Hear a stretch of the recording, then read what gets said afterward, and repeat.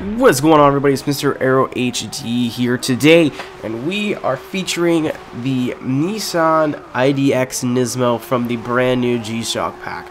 So before we get into everything, of course, you guys know the skinny, you know what the deal is. My new source, I don't know why I just decided to start using these guys. Maybe it's because they're a bit smaller, and I want to do my part to help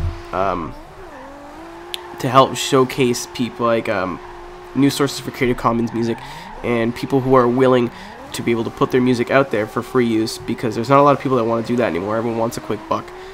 So just to give props to these guys, Argofox Creative Commons, again, links to them, and this week's song choice, which is Calico Cactus's Courage.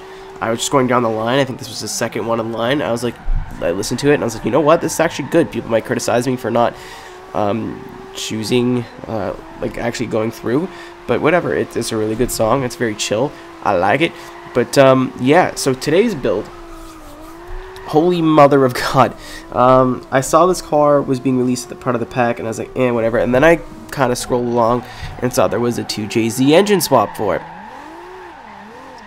Yeah. So yeah, I was gonna do the R34 today, but as soon as I saw that, I was bout this life. So basically, this car weighs about 2,600 pounds. You guys saw the build, but it feels like an FRS. It feels like the Nissan FRS, or the Nissan GT86, or whatever you say. It feels like their direct competitor. I just want to point off, before I get into actually how the car feels, the front of this car looks like ass, but the back of the booty on this thing is on point. It's got a nice stance. It's got a wide, like, it looks not like a wide body, but like it's got wide arches in the back.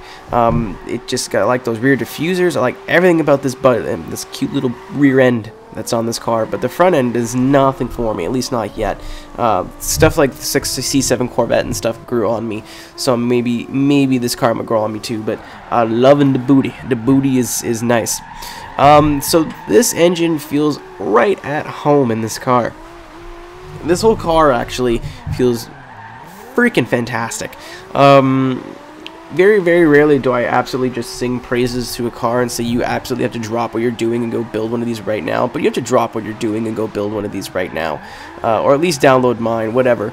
This thing is so much goddamn fun. Maybe just because I'm a 2JZ fanboy, but it is an absolute riot. You know, no shortage of power at all. Whenever you need power, it's there. It feels, I know it creates just as much smoke as every other car, but because it's 2JZ, I just feel like it's a smoke machine for some reason. It sounds great. Like I said, the side pipes are cool. This thing needs a big old wing too, but Forza wings look crap.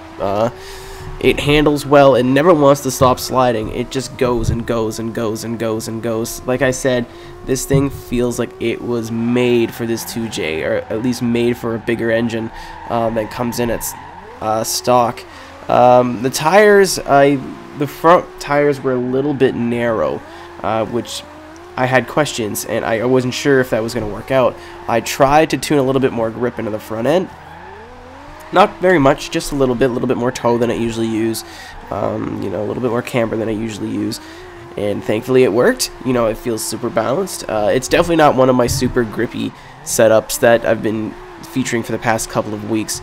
So if you were not a fan of those, then you may like this, because this thing is all about just power over. And I don't know why I decided, I was like, yeah, you know what, I'm just going to put 650 horsepower, which is my personal limit, just to keep it from being too newbie. I was like, I'm going to put the limit in this car and just see what happens, and it's absolutely friggin' fantastic.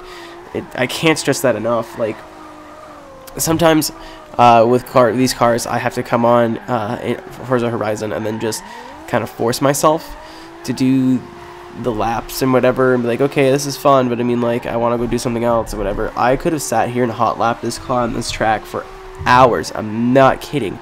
It's so much fun, especially with this track, and it's just because it's a little bit tight and twisty, and a little bit not tight and twisty, but like you can string a lot of these corners together.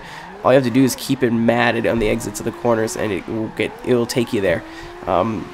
It's so much fun, and I can't stress that enough. And it's, you buy the pack, or if you're a VIP, or not a VIP, but if you're a season pass holder, you can buy this car in game absolutely free.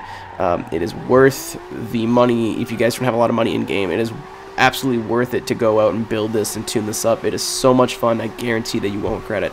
So thank you guys very much for watching. If you have any suggestions for next week, please leave them in the description below. I may be going through the DLC as well as Storm Island just to catch up. But thanks guys very much, and I'll see you later. Hey, thank you so much for watching. If you liked the video, be sure to give it a thumbs up. If you want to see more of my videos, go ahead and click that subscribe button. I also have a Facebook and a Twitter. For those links, be sure to check out the description box below.